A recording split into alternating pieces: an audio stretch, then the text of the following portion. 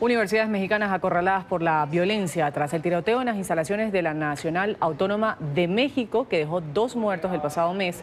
Se ha abierto el debate de cómo frenar la inseguridad dentro del centro académico más grande de América Latina.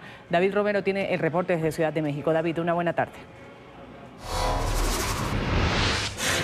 Una de las universidades públicas más significativas de la capital, la Universidad Autónoma de la Ciudad de México, ha sufrido la pérdida de 3 de sus alumnos después de que el martes pasado en la madrugada fueron víctimas de la delincuencia. Un espacio que tendría que ser el más seguro dentro de la sociedad, resulta que últimamente en el país está siendo uno de los más atacados por el crimen. La información a continuación. Las universidades mexicanas se han visto envueltas por la violencia, ya sea crimen organizado o no. Lo cierto es que están dejando de ser casas de estudios seguras para la juventud en el país.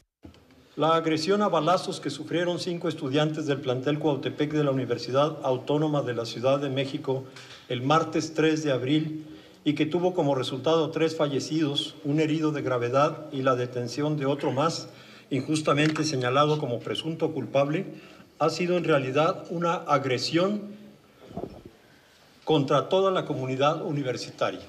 Son 5 las víctimas involucradas en estos sucesos y la autoridad parece que nuevamente intenta salir del paso para cerrar el caso.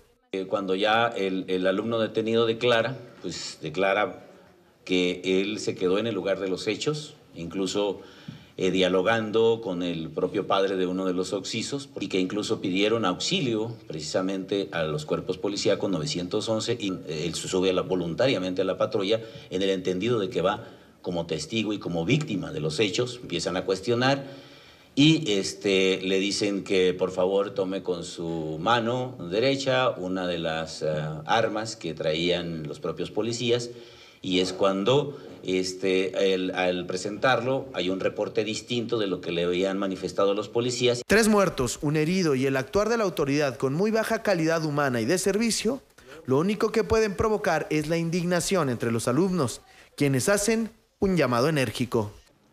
Exigimos justicia pronta y expedita para las familias de los estudiantes asesinados y para la familia del estudiante herido, así como castigo a los culpables. Exigimos castigo a los policías que golpearon e inculparon injustamente al estudiante Carlos Esquivel. Ya son varias las universidades públicas en donde se presenta la violencia.